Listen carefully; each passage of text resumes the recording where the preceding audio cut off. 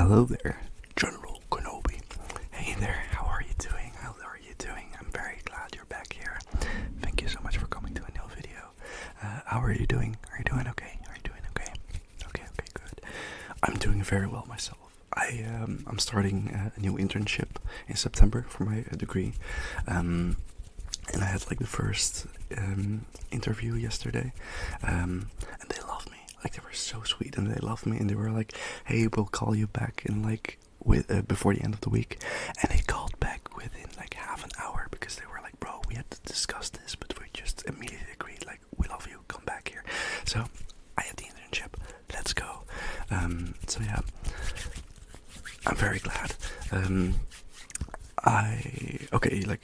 By the way, you don't have to watch all my videos, and I also don't want to create like a Housman cinematic universe, but we do have some overlap, because in the last video I did a failed magical spell where I accidentally summoned some rain, and for some reason that's still ongoing. Like, whenever I like click my fingers, it just starts raining for some reason.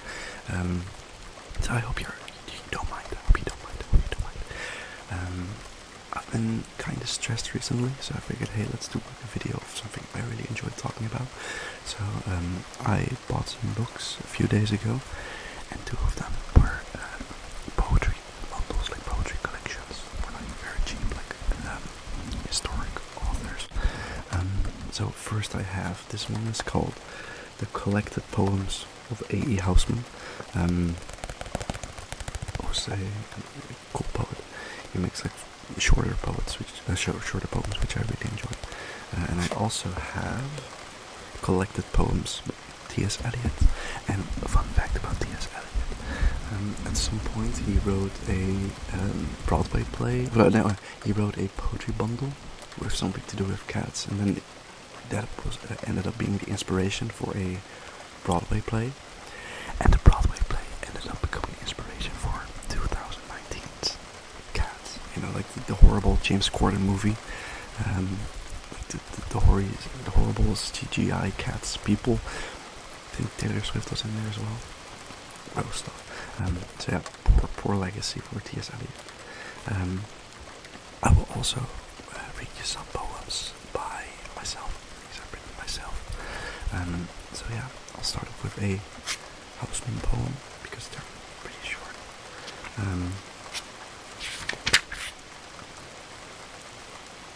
This one's called The Day of Battle. Far I hear the bugle blow to call me where I would not go, and the guns begin the song, soldier, fly, or stay for long. Comrade, if to turn and fly, may the soldier never die. Fly I would, for who would not? 'Tis sure no pleasure to be shot, but since the man that runs away lives to die another day, and coward funerals, when they come, are not wept so well at home. Therefore, though the best is bad, stand and do the best, my lad. Stand and fight, and see her slain, and take the bullet to your brain. Yeah, they're quite dark. I think Housman lived in like the times of the Second Boer War, which I think is like the end of the 19th century. So a lot of old poets and like a bunch of drama about the war. I think Housman might not have been Housman, but it was one of the poets I was recently reading about, who was married to someone, and she died, and then he was supposed to marry someone else, and before proposing, he brought her to the grave of his first wife and told her, "Hey, if you end up marrying me, this is where you're gonna end up." Insane. These people are insane. They're all insane. So yeah. Oh, now read a T.S. Eliot poem for you. I really like old books. Like the old paper color, the feeling of it. Like, oh, I love it so much. This one's also available in hardcover. That's pretty cool. Fun fact. You know. This one doesn't have a name. The eagle soars in the summit of heaven. The hunter with his dogs pursues his circuit. O perpetual revolution of configured stars. O perpetual recurrence of determined seasons. O world of spring and autumn, birth and dying. The endless cycle of idea and action. brings knowledge of motion, but not of stillness. Knowledge of speech, but not of silence. Knowledge of words, ignorance of the word. All our knowledge brings us nearer to our ignorance. All our ignorance brings us nearer to death. But nearness to death, no nearer to God.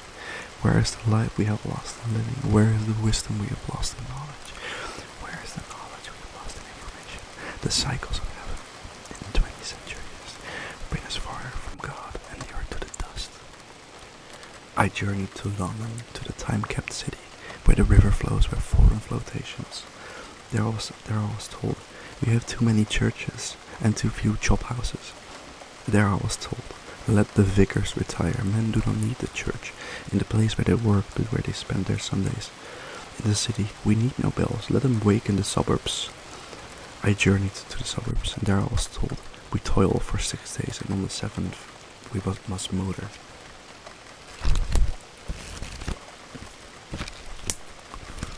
This is my, I think, third attempt at recording this video, because the first time, like a bunch of stuff went wrong. Then my parents got home and made like a bunch of noise, so I figured I'll just try again. Then I tried the day after, and what ended up happening was the cord of my microphone was apparently broken. So even though I could hear the microphone recording, it didn't record anything. So I had to throw the video away. So this is the first attempt that I have. Welcome. You're welcome. I'll now read one of my own poems. I once tried to write a poetry bundle called Fools and Vipers, and I have like a bunch of poetry, but I still haven't had time to like make it a full project. So this one's called Coreopsis, which is like a flower, yellow flower, and in my language it's called Maiden's Eyes. So yeah. Graceful Coreopsis, my lovely maiden's eyes. I saw you lying in a field, so in my dreams watched the sky to find a place where you to grow. Feathers may fly. We share the roof of our world, lit by a million fireflies that illuminate the fields and valleys with yellow maiden's eyes. A sky we share, so why not visions? Perhaps our dreams are the same. For you are pleasant, all of mine. In an honor, you've been made. To see the maiden's eyes bloom again is the wish that's stuck in my chest. While I wait, silence is loudest. While I'm buried, I'm your best. Graceful Coreopsis, my lovely maiden's eyes. I haven't caressed your hair in years, and have forgotten the sound of your sighs. I'll wait for you until the weather or my golden flower dries. I really like to write about nature. Like I have like a bunch of cute poems about like bees and hedgehogs and ducks and stuff. I like nature poems, just cute, simple poems. So yeah, I'll do another Housman one.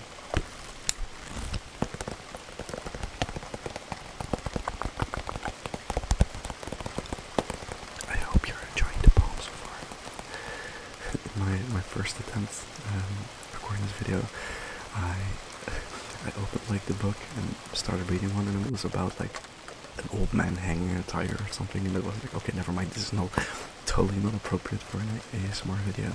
So yeah, this one's called The Culprit. The night my father got me, his mind was not on me. He did not plague his fancy to muse if I should be the son, you see. The day my mother bore me, she was a fool and glad for all the pain I cost her, that she had borne the lad that born she had.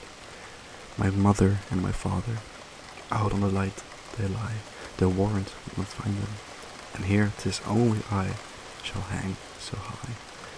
Oh, let not man remember the soul that God forgot, but fetch the country kerchief and noose me in the knot, and I will rot. For so the game is ended, that should not have begun. My father and my mother, they had likely a son, and I have none. I literally just told a story about accidentally reading a poem about being hanged. I read it out about being hanged. Why are there so many about being hanged? I'm so sorry. I'll do another one, a better one. This one is called Spring Morning. Spring Morning. Star and coronal and bell. April underfoot renews, and the hope of man as well. Flowers among the morning dews. Now the old come out to look. Winter past and winter's pains. How the sky and pool and brook glitters on the grassy plains. Easily the gentle air wafts for the turning season on. Things to comfort them are there, though it is true, the best are gone. Now the scorned unlucky lad, rousing from his pillow known, mends his heart and deep and glad drinks the valiant air of dawn. Half the night he longed to die, now are sown on hill and plain, pleasure's worth his well to try, ere he longs to die again. Blue the sky from east to west arches and the world is wide, though the girl he loves the best rouses from another side. Poor guy. Poor guy. Oh, my laptop is acting up again. That's so annoying. You should quiet down.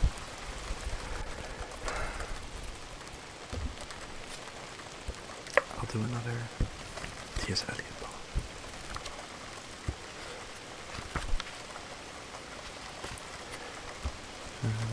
Which one sounds like?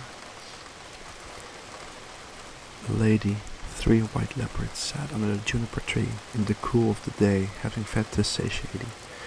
On my legs, my heart, my liver, and that which had been contained in the hollow round my skull, and God said, shall these bones live? Shall these bones live? And that which had been contained in the bones which were already dry sat chirping because of the goodness of this lady.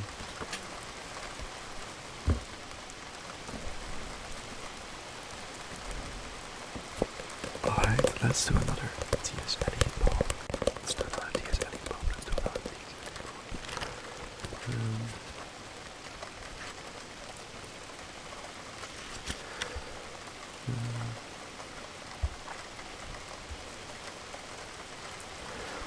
At the first turning of the second stair, I turned and saw, below, the same shape twisted on the banister, under the vapor, in the fetid air, struggling with the devil of the stairs, who wears the deceitful face of hope and of despair. At the second turning of the second stair, I left them twisting and turning below. There were no more faces, and the stair was dark, damp, jagged, like the old man's mouth driveling beyond repair, or the toothed gullet of an aged shark. At the first turning of the third stair, when it was a slotted window bellied like the fig's fruit, and beyond the hawthorn blossom and the pasture scene, the broad-backed figure dressed in blue and green enchanted the Maytime with an antique flute.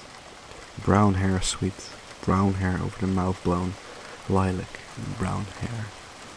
Distraction music of the flute stops and steps of the mind over the third stair, fading, fading, strength beyond hope and repair, climbing the third stair, sorry. Lord, I am not worthy, Lord, I am not worthy, but to speak the word only.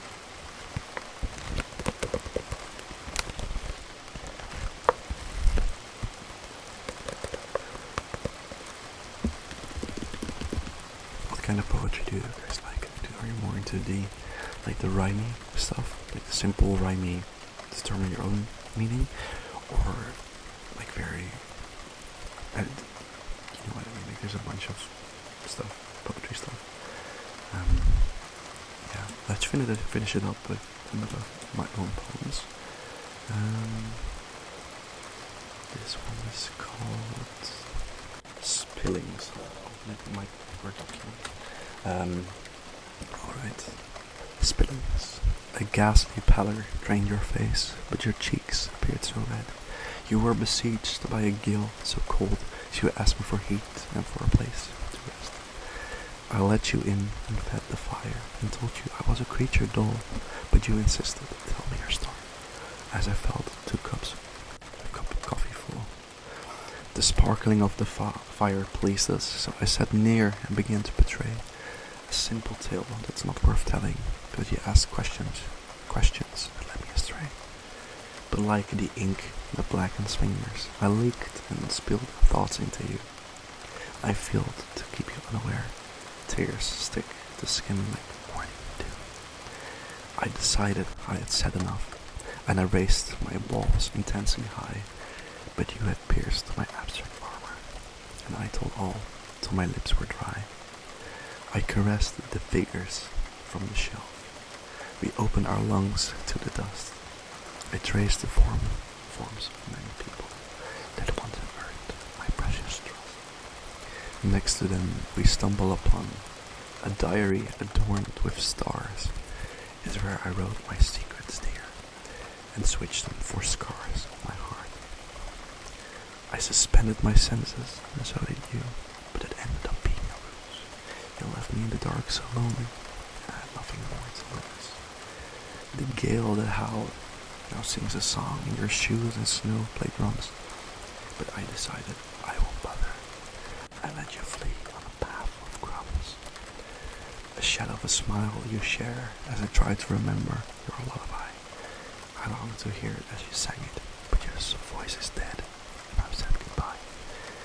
Remnants of the moon flicker as they pass. I ponder, were you ever really here?